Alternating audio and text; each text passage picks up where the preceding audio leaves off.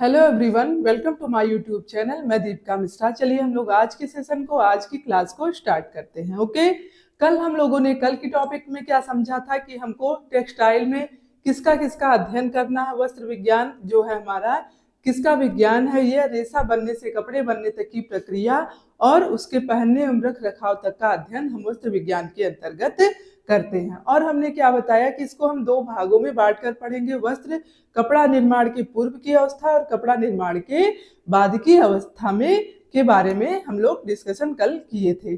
कल तो हम लोगों का इंट्रो था, बट आज जो है अब हम लोग अपनी टॉपिक को स्टार्ट करते हैं। आज हम लोग हिस्ट्री ऑफ टेक्सटाइल यानी कपड़े के इतिहास यानी वस्त्र के इतिहास के बारे में पढ़ेंगे कि हमारा वस्त्र निर्माण कैसे, लोगों के पहले क्या था, लोग क्या करते थे। शुरू से ही तो तरह तरह की वैरायटी कपड़े की आती नहीं थी। लोग क्या, जब हमारे सभ्यता मानव पृथ्वी पे आया तो क्या पशुओं जैसा जीवन व्यतीत करता था, जानवर की भांति ना।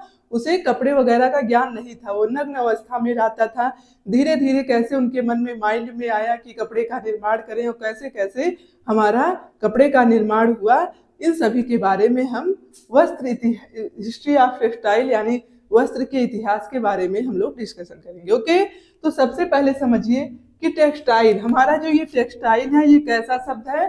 टेक्सटाइल हमारा क्या है, लैटिन शब्द है। कैसा शब्द है, लैटिन शब्द है।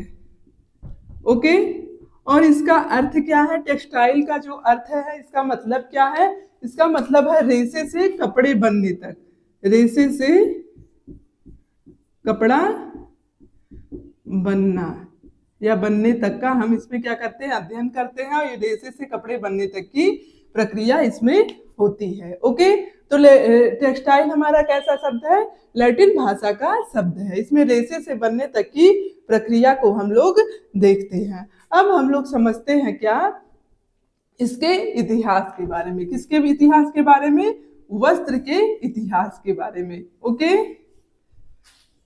तो वस्त्र का इतिहास क्या, हमने बताया कि शुरू से ही हमारे क्या थे, जैसे पहले आप लोगों ने पढ़ा भी होगा, हमारे पूर्वज बंदर थे। हमारे पूर्वज, हर कोई बुक में ये था, बच्चा पढ़ता है कि हमारे पूर्वज बंदर थे, तो ऐसा था नहीं, पूर्वज बंदर थे। उनमें क्या था, उनके अंदर सभ्यता, उतनी बुद्धि पहले नहीं थी। धीरे धीरे क्या हुआ, उसमें बुद्धि का, सभ्यता का विकास हुआ। फिर उन्होंने कई प्रक्रियाओं को, कई प्रोसेस को अपनाया। ओके, तो क्या था पहले कि जैसे वो नग्न अवस्था में रहते थे, उनको वस्त्र का, कपड़े का ज्ञान नहीं था। फिर उनको उसकी आवश्यकता भी नहीं थी। धीरे धीरे आवश्यकता थी लेकिन उनको उसका ज्ञान ही नहीं था, तो जिसका ज्ञान नहीं उसकी आवश्यकता कैसी। फिर धीरे धीरे क्या हुआ, उनको वस्त्र की आवश्यकता महसूस हुई। किसकी आवश्यकता महसूस हुई, वस्त्र की। हम लोग क्या पढ़ रहे हैं, वस्त्र के इतिहास के बारे में। तो उनको क्या था, वस्त्र की आवश्यकता धीरे धीरे महसूस हुई। क्यों महसूस हुई, सुरक्षात्मक आवश्यकता की पूर्ति के लिए। किसके लिए, सुरक्षात्मक आवश्यकताओं की पूर्ति के लिए उन्हें किसकी, वस्त्र की आवश्यकता महसूस हुई। तो अभी तो हमारे वस्त्र की आवश्यकता सुरक्षा के साथ साथ, इस टाइम में, प्रेजेंट टाइम में सुरक्षा के साथ साथ भी कई रीजन है क्या, कि लोग तरह तरह के वैरायटी के कपड़े पहनते हैं, इसलिए उनको तरह तरह के वैरायटी के कपड़ों की आवश्यकता होती है। बट उस टाइम में क्या था, उनको बस सुरक्षात्मक दृष्टि से कपड़े की आवश्यकता महसूस हुई। किसके लिए, सुरक्षा। यह सुरक्षा किस प्रकार की सुरक्षा, भी ये दो प्रकार की सुरक्षा इनको चाहिए थी। एक कैसे सुरक्षा, मौसम से सुरक्षा के लिए इन्होंने क्या पढ़ना, कपड़े की आवश्यकता को महसूस किया। दूसरी, जानवर से सुरक्षा के लिए। किससे सुरक्षा के लिए, जानवर। पहले क्या था, इनके पास घर भी नहीं था, ये जंगलों में रहते थे, इधर उधर भटकते रहते थे और वही फल फूल वगैरह खाते। धीरे धीरे ना आग का आविष्कार हुआ, फिर कृषि का आविष्कार हुआ, अनाज का हुआ, फिर लोग बनाने लगे खाना को पका के खाने। नहीं तो पहले क्या था, कच्चे मांस को ही खा जाते, फिर उसको आग का आविष्कार हुआ, फिर इसको पका के खाने लगे। धीरे धीरे कृषि का विकास हुआ, फिर वो लोग क्या करते थे, अनाज को खाना बना के उसको खाने लगे। तो उसी तरह पहले क्या था, वो जंगल में रहते थे, तो उनको सुरक्षात्मक दृष्टि से कपड़े की आवश्यकता महसूस हुई सुरक्षा के लिए। किसकी सुरक्षा के लिए, मौसम से संबंधित सुरक्षा। जैसे हमारा ठंड हो गया, ठंड से बचने के लिए उन्हें कपड़े की आवश्यकता महसूस हुई। तो और क्या हो गया, हवा से बचने के लिए, लू से बचने के लिए, धूप से बचने के लिए उन्हें किसकी आवश्यकता हुई, कपड़े की आवश्यकता महसूस हुई।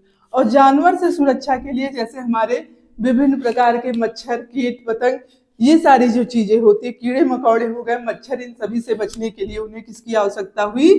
कपड़े की आवश्यकता महसूस हुई। ओके, तो इस तरह से उनको सुरक्षात्मक दृष्टि से कपड़े की आवश्यकता महसूस हुई। अब जब उन्हें कपड़े दोनों दृष्टि से, सुरक्षात्मक दृष्टि से मौसम से भी सुरक्षा प्राप्त और जानवर से भी सुरक्षा प्राप्त करने के लिए क्या उन्हें कपड़े की आवश्यकता महसूस हुई, तो उनके मन में क्या?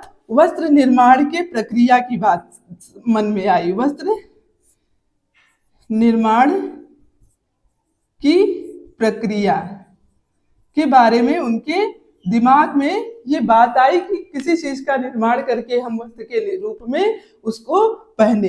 अब ये जो वस्त्र निर्माण की प्रक्रिया है, ये इसके भी कई अवस्थाएं, कई क्रम हैं। कई क्रम से ये आगे बढ़ते हुए आज प्रेजेंट टाइम तक पहुंचा हुआ है। हमारा वस्त्र शुरू से ही नहीं ऐसे उलन कपड़े आने लगे थे कि मनुष्य पृथ्वी पे आए तुरंत से उलन कपड़े, रेशमी, सिल्क के सूट, सिल्क की साड़ियां, सूट, ये सब पहनने लगे। पहले वो इस तरह नहीं पहनते थे। तो क्या हुआ? वस्त्र निर्माण की प्रक्रिया उनके मन में आई और ये क्रम जो है वस्त्र निर्माण के विकास का क्रम धीरे धीरे बढ़ता गया। ये क्रम जो है वस्त्र निर्माण का जो अवस्था है, ये भी 5 है। कितने क्रम है? 5 हैं। इन्हीं 5 के बारे में अब हम लोग डिस्कशन करेंगे। ओके, तो ये क्रम कौन कौन से हैं, अब हम इनको देखते हैं। इसको मिटा देती हूँ। अब इतना बात समझ में आया कि पहले मनुष्य क्या जंगलों में जीवन व्यतीत करता था, उनके पास वस्त्र आदि नहीं थे, बट उन्हें वस्त्र की आवश्यकता महसूस हुई। क्यों? सुरक्षात्मक दृष्टि से। उन्हें सुरक्षा की दृष्टि से, जैसे ठंड लगने लगी तो उन्हें वस्त्र की आवश्यकता महसूस हुई, या फिर मच्छर, कीट, कीड़े वगैरह से बचने के लिए भी उन्हें किसकी? कपड़े की आवश्यकता महसूस हुई। तो उन्होंने वस्त्र निर्माण की प्रक्रिया उनके माइंड में आई। अब ये जो वस्त्र निर्माण की जो प्रक्रिया है, इसके भी क्या है? वस्त्र निर्माण की जो प्रक्रिया उनके मन में आई, इसकी भी कई अवस्थाएं हैं। 5 स्टेज से होकर तब जाके ये हम लोग यहाँ तक पहुंचे हैं जो हम लोग पहले हुए हैं। तो हम लोग किस स्टेज में है? हम लोग 5वीं अवस्था में हैं। तो इन सभी स्टेज के बारे में हम लोग पहले देख लें क्या है इसके स्टेज।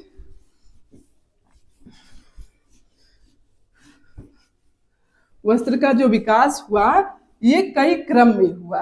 कैसे? 5 क्रम में। क्रम हो गया या अवस्था हो गई। तो ये इनका क्रम क्या है? 5 है।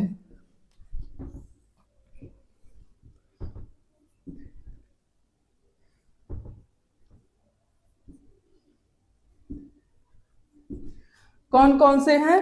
पहला हमारा नेक्ड एज क्या है? नेक्ड एज, जिसको हम क्या कहते हैं? नग्न अवस्था। कौन सी अवस्था? नग्न अवस्था। ये एग्जाम में क्वेश्चन पूछा भी गया है, इसके क्रम के बारे में नेट में पूछा गया है, तो आप लोग इसको इजली मत लीजिएगा।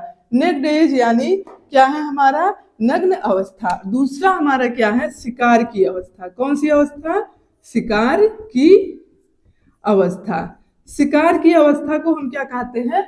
Hunting age. कौन सा age? Hunting age. Hunting age. Okay. तीसरा हमारा क्या है? कृषि यानी खेती की अवस्था। कृषि या खेती की अवस्था। और चौथा हमारा क्या है? सामाजिक अवस्था। सामाजिक अवस्था। और लास्ट हमारा होगा आधुनिक, जिसमें हम प्रेजेंट टाइम में चल रहे हैं। हम लोग इसी अवस्था के अंतर्गत आते हैं। वस्त्र की कौन सी अवस्था के अंतर्गत? जो आधुनिक अवस्था इसको कहते हैं, जिसमें हम लोग का टाइम जो चल रहा है ये क्या है? आधुनिक अवस्था। तो वस्त्र निर्माण का क्रम कैसे कैसे था? नग्न अवस्था में यानी नेक्ड अवस्था में क्या था? वस्त्र बहुत कम पहने जाते थे। सर बहुत मतलब बॉडी के बहुत कम पार्ट को ढकने के लिए क्या किया जाता था? वस्त्र का यूज किया जाता था। क्या? बहुत कम पहने जाते। जैसे कोई पार्ट, जैसे कुछ ढकने के लिए बस क्या होता था पहले, और वो भी कपड़े किसके होते थे? पत्तियों के। पेड़ पौधे की जो पत्तियां होती थी, पत्तियों और छाल के, वो छाल का वो क्या करते थे? कपड़ा बना के पहनते थे। पत्तियों और के द्वारा जो हमारे पेड़ पौधे हैं उनकी पत्तियों का क्या करते थे? कपड़ा बना के पहनते थे। ये नहीं था कि डायरेक्ट से इसी तरह के कपड़े आ गए। पहले क्या करता था? उन्हें जब आवश्यकता महसूस हुई तो उन्होंने अपने शरीर को जब आवश्यकता, आपने पढ़ा ना, आवश्यकता आविष्कार की जननी है। तो जब उन्हें ठंड लगी, लू लगा, धूप लगा, तो उनको क्या, कपड़े की आवश्यकता महसूस हुई। तो ठंड लग रही तो ढकने के लिए क्या, उन्होंने किसका आविष्कार किया, पेड़ पौधों की जो पत्तियां थी उनको कपड़ा बना के पहनते थे। ये भी नहीं कि पूरे शरीर को ढक लेते थे, बस कुछ जगहों को, बहुत कम मतलब जगहों पर वस्त्र को पहनते थे। ओके, तो इसमें क्या, इसलिए इसको क्या कहा जाता है, बहुत कम कपड़े पहनते थे, इस कारण इसको नग्न अवस्था कहा गया। क्या कहा गया, नग्न अवस्था। आई बात समझ में। नेक्ड एज हमारा जो है, यानी नग्न अवस्था जो है, इस समय क्या करते थे लोग कि पेड़ पौधों की पत्तियों को कपड़े के रूप में पहनते थे। वो भी बहुत कम पहनते थे, मतलब बहुत कम बॉडी पार्ट ढके जाते थे, इस कारण इसको क्या कहते थे, नग्न अवस्था। और दूसरी अवस्था हमारी जो है, ये तो हमारी फर्स्ट, सेकंड, थर्ड, फोर्थ और फिफ्थ है। तो दूसरी अवस्था हमारी जो है, शिकार की अवस्था, जिसे हम हंटिंग एज कहते हैं, ये नाम से ही क्लियर है। इसमें क्या, शिकार किया जाता था, किसका, जानवरों का शिकार करते थे। शिकार करने के बाद क्या, उनकी खाल को निकालकर वो वस्त्र के रूप में प्रयोग करते थे। किसको, जानवर की खाल को, जानवर की खाल को, खाल का क्या करते थे, वस्त्र के रूप में प्रयोग करते थे। ओके, तो हंटिंग एज में, शिकार की अवस्था में वो जानवरों का शिकार करते थे, उनको मारते थे, आफ्टर देन क्या करते, उनकी खाल को निकाल के पहन लेते थे, तो वो उनके शरीर को ढकने के काम आ जाता था, उनको सुरक्षा प्रदान करता था। इस तरह पहले वो पत्तियों का यूज करते थे कपड़े के रूप में, फिर वो जानवर के खाल का यूज करने लगे कपड़े के रूप में, फिर कृषि यानी खेती की अवस्था।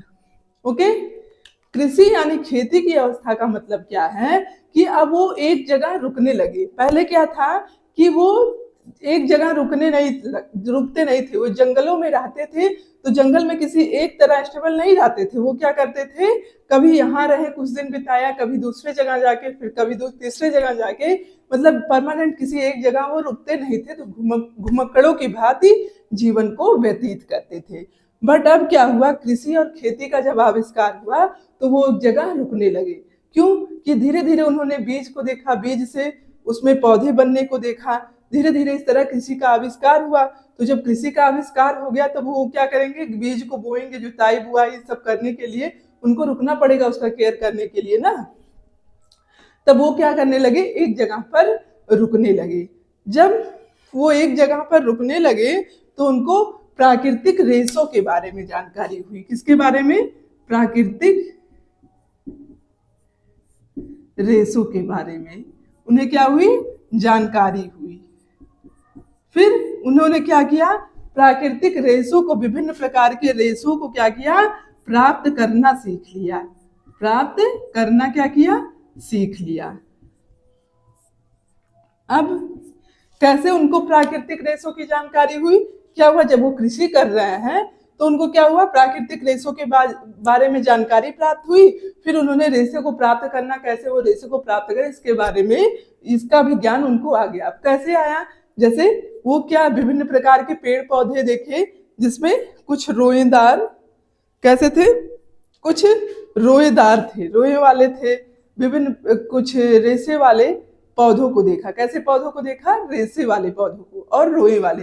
जैसे कपास क्या होता है ना, देखो जब बीज फूटता है तो उसमें कई तरह के ऐसे रेशे की टाइप, रुई की टाइप निकलते हैं ना, तो उन सबको देख के उनके माइंड में क्या, एक विचार आया, किसका, रेशे के निर्माण का।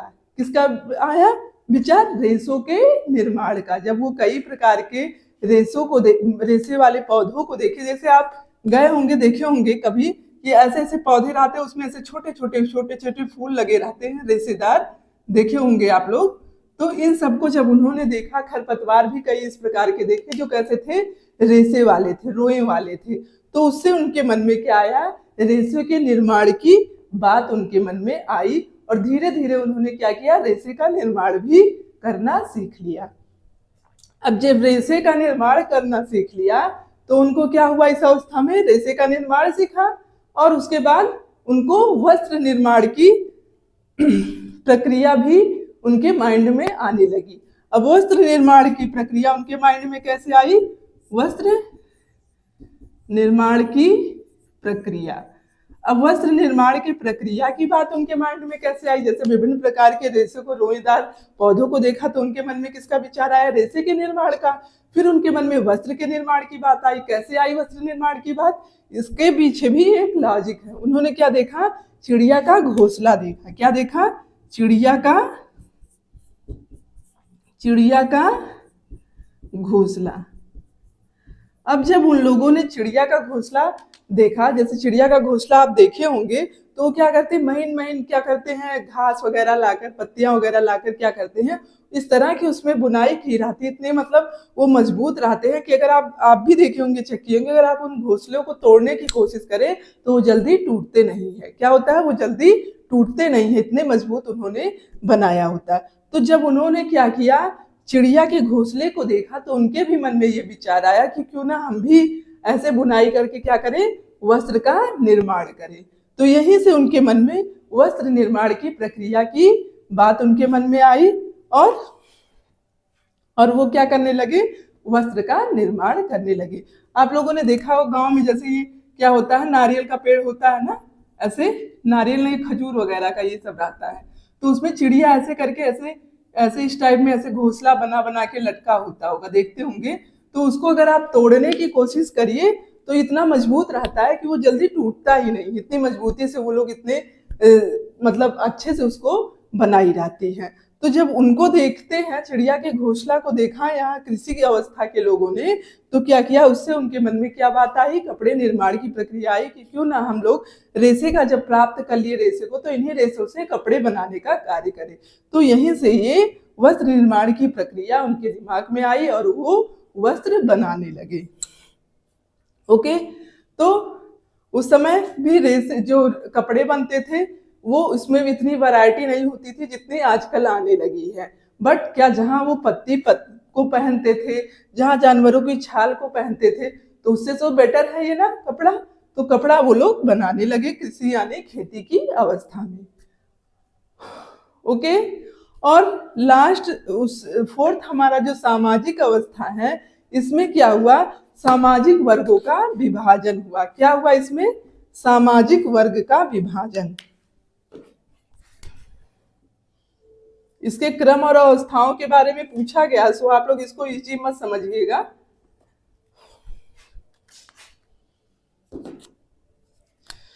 इसमें क्या हुआ, सामाजिक वर्ग का विभाजन हुआ। किसमें? सामाजिक अवस्था में सामाजिक वर्ग का क्या हुआ, विभाजन हुआ।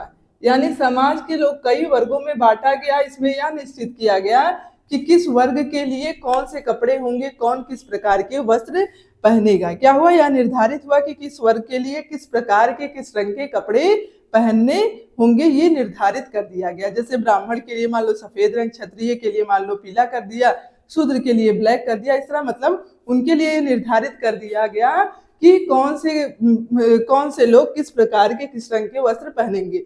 जैसे आप लोगों ने देखा होगा कि राजा महाराजा, रानियों के अलग ड्रेस होते थे और दासियों के अलग ड्रेस होते थे। सबके पहनावे में अंतर होता ना था। रानी जो थी बड़े ठाट बाट से हार, गले में हार, कान में झुमके वगैरह सारे मतलब जेवरात आभूषण सब पहन के अलग, उनका मतलब पहनावा ही अलग होता है। दासियों का पहनावा अलग होता था। तो इस तरह से सामाजिक अवस्था में क्या हुआ कि सामाजिक वर्ग का विभाजन कर दिया गया। जो ब्राह्मण, शूद्र, वैश्य जो थे, क्षत्रिय, इन सभी के लिए अलग अलग प्रकार के वस्त्र को निश्चित कर दिया गया। या फिर हमारे जो दासी वगैरह, राजा महाराजा, इन सबके अलग अलग वस्त्र निर्धारित हो गए। ओके, और उसके बाद हमारा क्या आता है, आधुनिक अवस्था। आधुनिक अवस्था, इसमें ये भी समझ सकते हैं, जैसे सामाजिक अवस्था क्या था, इसको इस तरह से फॉर एग्जांपल समझ सकते हैं।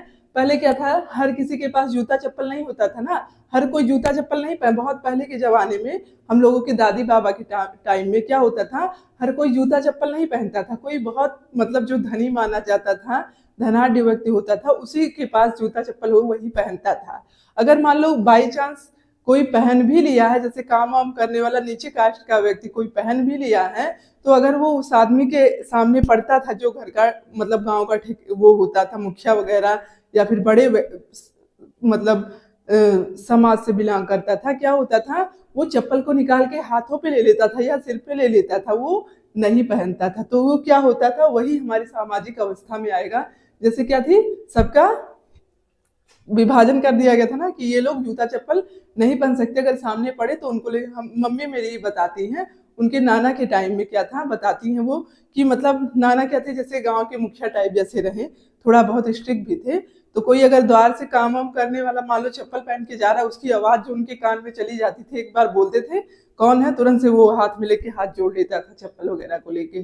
तो क्या था, यही हमारा सामाजिक अवस्था है, यानी इसमें सभी को अलाउ नहीं था। सामाजिक अवस्था के अनुसार उसको निर्धारित कर दिया गया था कि किस प्रकार के, किस रंग के, कैसे कपड़े किस वर्ग के लोग पहनेंगे। ओके, आधुनिक अवस्था जिसे हम क्या कहते हैं, वैज्ञानिक अवस्था भी कहते हैं। आधुनिक अवस्था को हम वैज्ञानिक अवस्था भी कहते हैं। कौन सी अवस्था, वैज्ञानिक अवस्था। और इसी को हम मशीनीकरण की भी अवस्था कहते हैं। किसकी अवस्था, मशीनीकरण की अवस्था। कौन सी अवस्था कहते हैं, मशीनीकरण की अवस्था। इसको हम कह सकते हैं मॉडर्न स्टेज ऑफ टेक्सटाइल या साइंटिफिक स्टेज ऑफ टेक्सटाइल। आधुनिक अवस्था को मॉडर्न स्टेज ऑफ टेक्सटाइल यानी आधुनिक अवस्था कपड़े की, और साइंटिफिक स्टेज ऑफ टेक्सटाइल यानी मशीनीकरण की अवस्था। तो आधुनिक अवस्था को ही हम क्या कहते हैं, वैज्ञानिक अवस्था, और इसी को हम क्या कहते हैं, मशीनीकरण की अवस्था। अब इसमें क्या हुआ था, इसमें कपड़ों के निर्माण के लिए क्या आ गया था, मशीन आ गया था। क्या हुआ, मशीन आ गया। मशीन के द्वारा विभिन्न प्रकार के कपड़ों का निर्माण किया जाने लगा।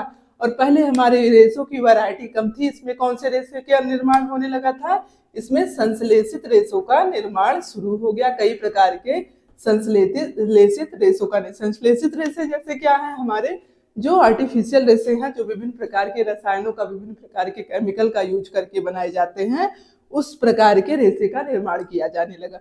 तो इससे क्या हुआ कि बहुत मात्रा में हमको क्या, रेशे की कमी नहीं, हम जितना चाहें उतना वस्त्र का निर्माण कर सकते हैं। जब अपने द्वारा ही, खुद के द्वारा ही रेशों का निर्माण करना है केमिकल वगैरह से, तो क्या जितना चाहे उतने रेशों का निर्माण करते, उतने वैरायटी के रेशों का निर्माण हम करने लगे। तो हमारे पास क्या हुए, ऑप्शन भी कई हो गए ना, कि कई प्रकार के कपड़े आने लगे।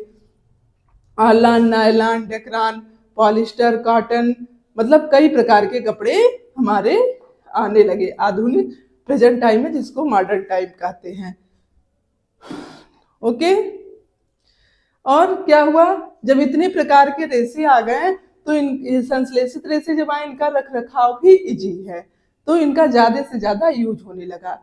रख रखाव कैसे इजी है, जैसे हम पॉलिस्टर का कपड़ा, उसको कैसे भी धो सकते हैं, नायलॉन को कपड़े को कैसे भी यूज करके रख रखाव उसका कैसा भी कर सकते हैं।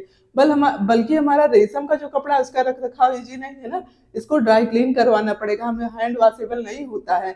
इस तरह से कई चीजें, उलन हमारा, इसको आयरन नहीं कर सकते, मतलब कई तरह के इसके रख रखाव में भी हमको परेशानी। और इसका रख रखाव भी आसान हो गया, और इसकी मात्रा भी ज्यादा हो गई, कपड़े में कई वैरायटी आने लगी। ओके, पहले क्या था, वैरायटी बहुत कम थी। जैसे धीरे धीरे रेशम का आविष्कार हुआ, धीरे धीरे ऊन का आविष्कार हुआ। अब क्या है, जब हमको केमिकली आर्टिफिशियल ही तैयार करना है, तो हम कई वैरायटी तैयार करने लगे, तरह तरह के हमारे कपड़े आने लगे, तरह तरह के ड्रेस आने लगे। ओके, तो आई होप इसकी जो अवस्था है कपड़े की, जिस क्रम है, आप लोग इसके बारे में समझ हो गए होंगे। पहला हमारा नेक्ड एज है, जिसको हम नग्न अवस्था कहते हैं। इसमें बहुत कम वस्त्र का यूज करते थे, पेड़ पौधों की जो पत्तियां होती थी, उनको वस्त्र के रूप में प्रयोग करते थे। और शिकार की अवस्था, जैसा नाम से ही क्लियर है, इसमें जानवरों का शिकार करके उनके खाल का यूज करते थे वस्त्र के रूप में। धीरे धीरे हम पत्तियों को, फिर खाल को यूज करने लगे। फिर कृषि और खेती अवस्था में क्या हुआ, रेशे का आविष्कार हुआ, रेशे के द्वारा फिर कपड़े का आविष्कार हुआ। इस तरह से कपड़े का आविष्कार होने लगा कृषि और खेती अवस्था में। सामाजिक अवस्था में सामाजिक वर्ग का विभाजन करके निर्धारित कर दिया गया किसके लिए कौन से वस्त्र होंगे। आधुनिक अवस्था में क्या हुआ, जिसको हम वैज्ञानिक अवस्था, मशीनीकरण की अवस्था कहते हैं। इसमें विभिन्न प्रकार के कपड़ों की, विभिन्न प्रकार के रेशों की वैरायटी आ गए, जिसका परिणाम आप लोग देख रहे हैं कि हम लोग क्या कर रहे हैं, तरह तरह की वैरायटी के कपड़े का यूज कर रहे हैं। होपफुली इतना कॉन्सेप्ट क्लियर हो गया होगा। ये नेट में आया हुआ क्वेश्चन है। अब हम लोग चलते हैं, कुछ इसके सिद्धांत है उनको देखते हैं। किसका? कपड़े के उद्गम का सिद्धांत है। अब हम लोग उसके बारे में डिस्कशन करेंगे।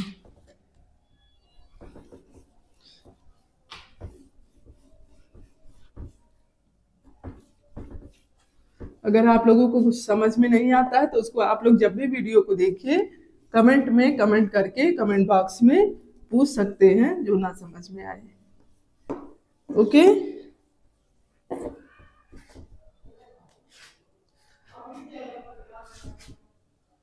अब हम क्या देखेंगे? कपड़ों के उद्गम का सिद्धांत। क्या देखेंगे? कपड़ों के उद्गम का सिद्धांत।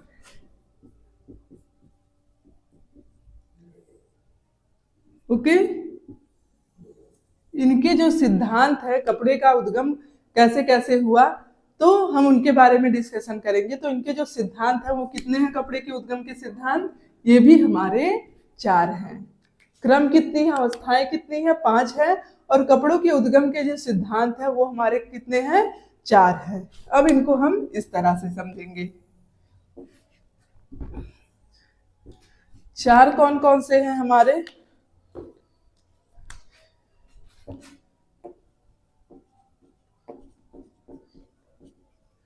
मॉडेस्टी थ्योरी, जिसको हम लज्जाशील सिद्धांत कहते। कौन सा सिद्धांत? लज्जाशील सिद्धांत या शालीनता का सिद्धांत कहते हैं। शालीनता का सिद्धांत क्या है? पहला हमारा मॉडेस्टी थ्योरी, जिसको हम लज्जाशील और शालीनता का सिद्धांत कहते हैं। दूसरा हमारा है इनमॉडेस्टी थ्योरी, इनमॉडेस्टी थ्योरी, जिसको हम अलज्जाशील या अशालीनता का सिद्धांत कहते हैं। क्या?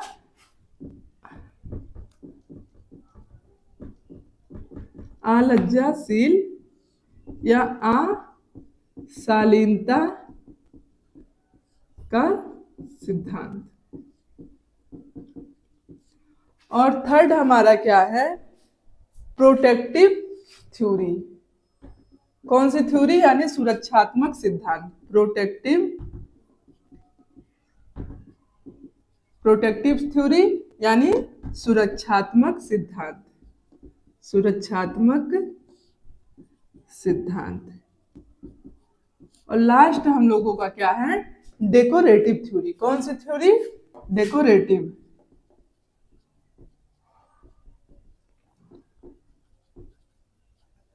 जिसको हम क्या कहते हैं?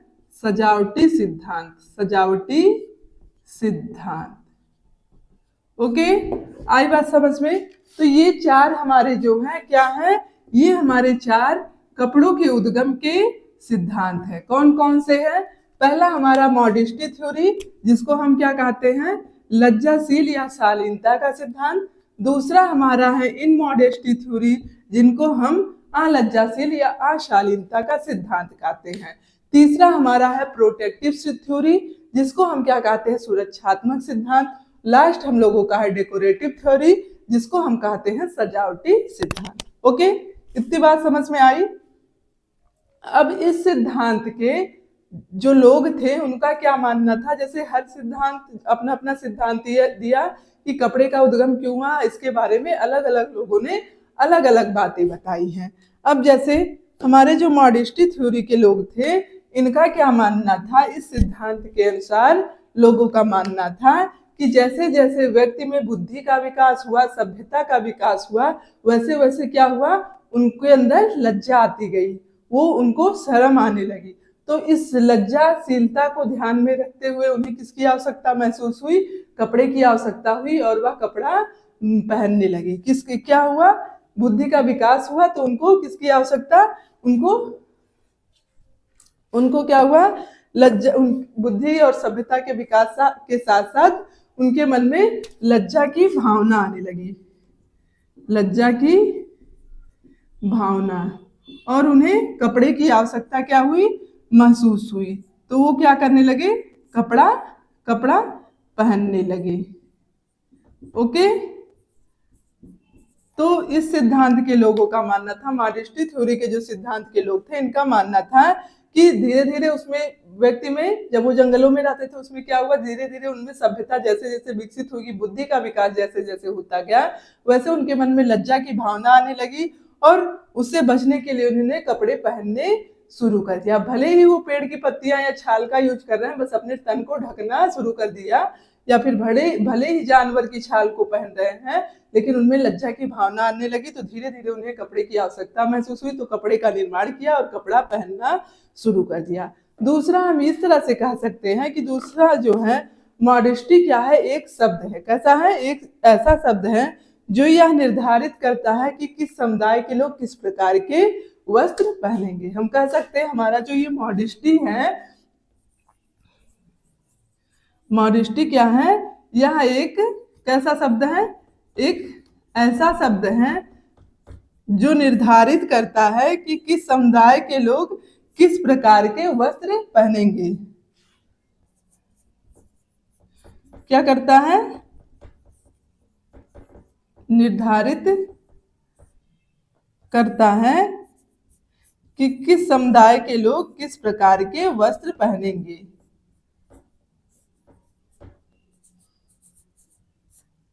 आप लोग नोट कर लीजिएगा कि इसमें मॉडेस्टी का मतलब क्या हुआ। यह एक ऐसा शब्द है जिसमें यह निर्धारित किया जाता है कि किस समुदाय के लोग किस प्रकार के वस्त्र पहने, और इसमें मॉडेस्टी थ्योरी के अनुसार लज्जा की भावना आने लगी थी, लोग इसलिए कपड़े का निर्माण करने लगे और कपड़ा पहनने लगे।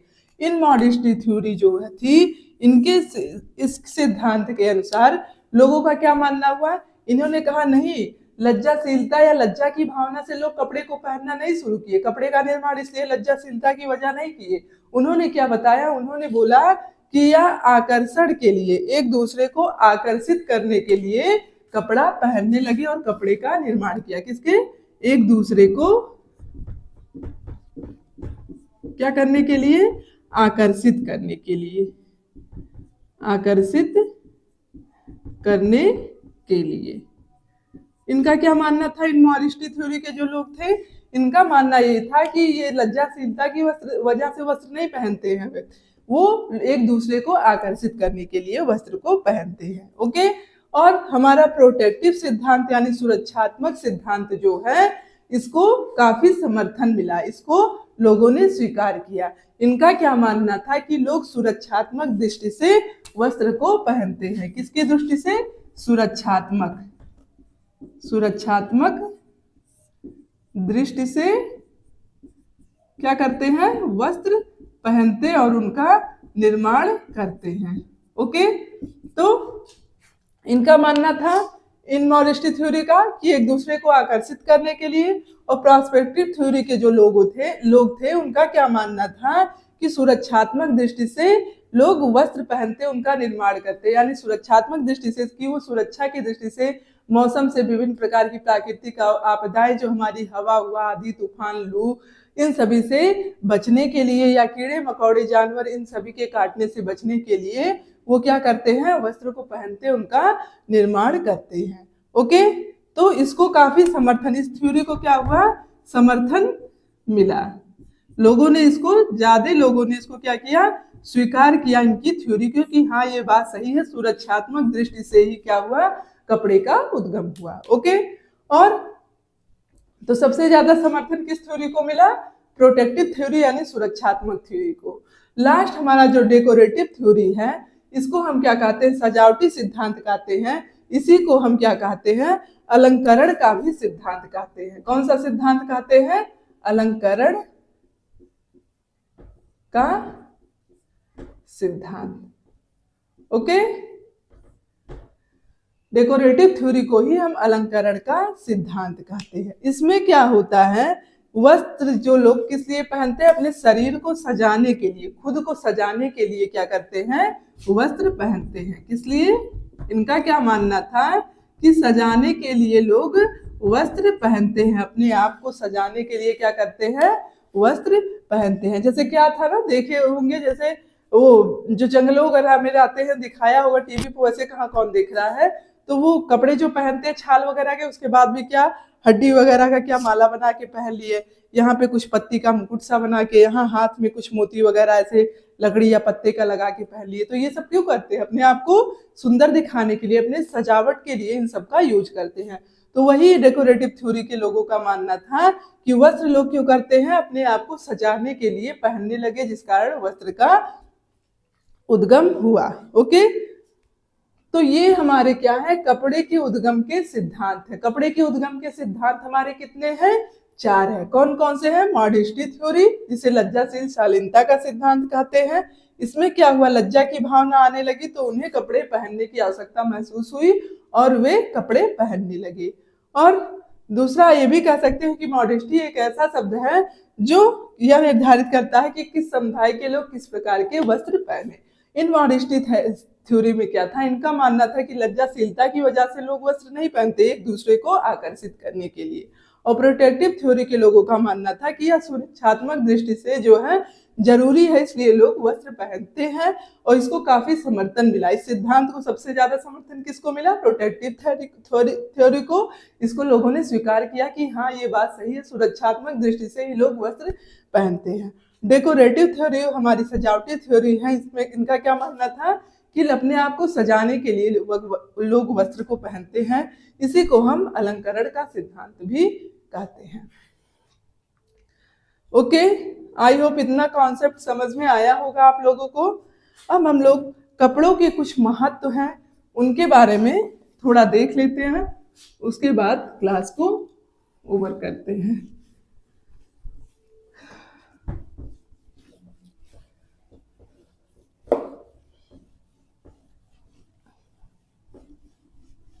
ओके, कपड़ों का महत्व, कपड़ों का हमारा जो महत्व, इसकी जो इम्पोर्टेंस है, जो उपयोगिता है, ये भी कई है। पहला क्या है, जैसे शरीर को ढकने के लिए हम वस्त्र क्यों पहनते हैं, शरीर को ढकने के लिए ना। ढकते क्यों है, ढकते हम अपने शरीर को क्यों है, सुरक्षा के लिए। तो सुरक्षात्मक आवश्यकता के लिए ही हम अपने शरीर को क्या करते हैं, ढकते हैं। तो ये हमारा हो गया, हमारे शरीर को ढकने के लिए हमें कपड़े की आवश्यकता होती है, इसलिए भी कपड़े हमारे महत्वपूर्ण हैं। दूसरा, सजावट के लिए, थ्योरी में आपने पढ़ा ना, सजावट के लिए भी हम कपड़े पहनते हैं, तरह तरह के वैरायटी के कपड़े पहनते हैं। तीसरा, हमारा आरामदायक है, जैसे हम कपड़े जो पहनते हैं उससे हमें कंफर्ट फील होता है ना, बिना कपड़े के क्या होता है, कंफर्ट फील नहीं होता है। या जो कपड़े, कुछ कपड़े होते हैं काफी कंफर्टेबल होते हैं, तो हम आराम के लिए भी कपड़े को पहनते, ना पहने तो हमें ठंड लगेगी, लू लगेगी। तो इन सभी से क्या बचने के लिए भी हमको कंफर्ट फील होता है, तब भी हम कपड़े पहनते हैं। जैसे धूप से बचने के लिए क्या करते हैं लोग, ग्लव्स पहनते हैं ना, पैर में मोजा पहनते हैं, जब धूप में निकलते हैं तो लोग पहनते हैं ना कि हाथ भी ना खुला रहे, तो उससे क्या होता है, उनको कंफर्ट फील होता है। तो इसलिए आराम के लिए भी कपड़े लोग पहनते हैं। सामाजिक महत्व, सामाजिक महत्व, सामाजिक महत्व भी उसके कपड़े से भी हम लोग क्या कर सकते हैं, कहीं ना कहीं उसको आंक सकते हैं कि ये किस सोसाइटी से बिलोंग करता है। ओके, तो हम कपड़े के सामाजिक, हम ये कह सकते हैं कि कपड़े का सामाजिक महत्व भी है। मनोवैज्ञानिक महत्व, मनोवैज्ञानिक महत्व को हम इस तरह से समझ सकते हैं, मनोवैज्ञानिक महत्व, मान लो कोई कपड़ा पहना हुआ, बहुत ही अच्छा पहना हुआ, उसने उसको खरीदा, खुद पता है उसको कि क्वालिटी अच्छी है, कपड़ा अच्छा है, डिजाइन अच्छा है, सब कुछ मतलब अच्छा, तो उसको अंदर से क्या होता है, मनोवैज्ञानिक रूप से ये धारणा आती है कि हाँ मैं बहुत अच्छी दिख रही हूँ, या लोग मेरे बारे में अच्छा सोचेंगे, मतलब ये धारणा। और बाई चांस मान लो किसी दिन क्या होता है, रेंडमली आप लोग निकल गए, कोई निकल गया घर से जैसे का तैसा, तो उसके मन में ये भावना आती रहती है, मैं अचानक से निकल आई, ऐसे लोग मुझे देखेंगे तो क्या बोलेंगे, ये तो कैसा कपड़ा घर के ही कपड़े में पहन के निकल आई है। तो क्या होता है, तो इसका मनोवैज्ञानिक महत्व भी होता है, किसका, हमारे कपड़े का, हमारे कपड़े जैसे होते हैं उसके हमारे अंदर से धारणा भी चेंज होती रहती है, तो इसका मनोवैज्ञानिक महत्व भी है। और सांस्कृतिक महत्व, कपड़े का सांस्कृतिक महत्व भी है। जैसे कपड़ा हमारा जो है हमारे संस्कृति को, हमारे कल्चर को क्या करता है, प्रदर्शित करता है। जैसे इंडियन ड्रेस जो है उसकी अलग वैल्यू है, जो मॉडर्न है उनका, मॉडर्न जमाने का जो है उसका अलग वो है। हर मतलब जगह का, देश विदेश हर जगह की संस्कृति अलग है, तो वहाँ का पहनावा भी अलग है। तो संस्कृति प्रेजेंट करती है किसको, कपड़े के महत्व को हमारी संस्कृति भी प्रदर्शित करती है। संस्कृति के द्वारा भी हम अपने कपड़े के महत्व को प्रदर्शित कर सकते हैं कि ये जो है इंडियन है, कैसी है, मतलब ये इन सारी चीजों के बारे में। ओके, आर्थिक महत्व क्या है, कपड़े का आर्थिक महत्व भी है। आर्थिक महत्व जैसे समझ सकते हैं, आए दिन क्या होगा कि इस एक्टर ने अपनी शादी में इतने लाख के वो जो लहंगे पहने, अंबानी की जो वाइफ है वो इतने लाख का ज्वेलरी पहनी, उनका पर्स इतने लाख का है।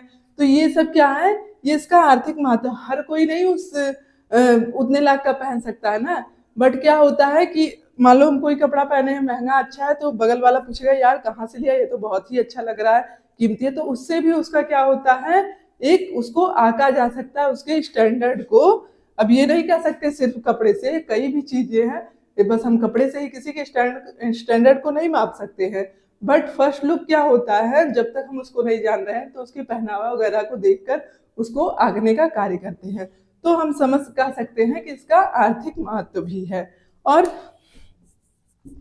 व्यक्तित्व का दर्पण, व्यक्तित्व का दर्पण मतलब हम उसके पहनावे से, उसके कपड़े से उसके व्यक्तित्व को आंक सकते हैं, उसके व्यक्तित्व को जान सकते हैं कि किस टाइप का व्यक्ति है। जैसे कोई है वो क्या करेगा, उसको ट्रेडिशनल लुक पसंद है, साड़ी वगैरह पहनना पसंद है। कोई है जिसको मॉडर्न लुक पसंद है, तो वो क्या करता है, शॉर्ट्स वगैरह पहनेगा, लोअर टी शर्ट जींस पहनेगा, छोटे छोटे कपड़े पहनेगा, उसको उस तरह पसंद है। तो क्या हम देखकर ही आंक सकते हैं कि उसका व्यक्तित्व किस प्रकार है, कौन परंपरागत व्यक्तित्व से है और कौन मॉडर्न व्यक्तित्व को से बिलोंग करता है। तो इस तरह से हम कह सकते हैं कपड़ा हमारे व्यक्तित्व का दर्पण होता है। तो आई होप इतना समझ में आएगा, कपड़े के हमारे कई महत्व हैं। तो हम लोगों ने क्या देखा, टेक्सटाइल क्या है, लैटिन भाषा का शब्द है, इसका अर्थ क्या है, रेशे से कपड़े बनने तक का। और हमने इसके इतिहास के बारे में पढ़ा कि कपड़े की आवश्यकता कैसे महसूस हुई, सुरक्षात्मक दृष्टि से। सुरक्षात्मक क्या है, मौसम और जानवर से बचने के लिए। फिर उन्हें कपड़े की आवश्यकता महसूस हुई तो उन्होंने उसका निर्माण करना शुरू किया। अब निर्माण का जो क्रम है या वस्त्र की जो अवस्थाएं हैं, विभिन्न अवस्थाओं में कैसे कैसे वस्त्र के प्रचलन थे उनके, वो भी हमारी 5 हैं। कौन कौन सी हैं, नेक्ड एज जिसको हम नग्न अवस्था, शिकार की अवस्था, और कृषि और खेती की अवस्था, और सामाजिक अवस्था, आधुनिक अवस्था के बारे में हमने डिस्कशन किया। फिर हम लोगों ने क्या, इसके जो सिद्धांत है कपड़े के उद्गम के, उनके बारे में देखा। अब हम लोगों का कपड़े का महत्व। अब आज की टॉपिक हम लोगों की इतनी कंप्लीट हुई। कल एक नेक्स्ट टॉपिक के साथ हम लोग मिलते हैं। तब तक के लिए bye bye, thank you for watching. स्वस्थ रहिए, सुखी रहिए, संपन्न रहिए।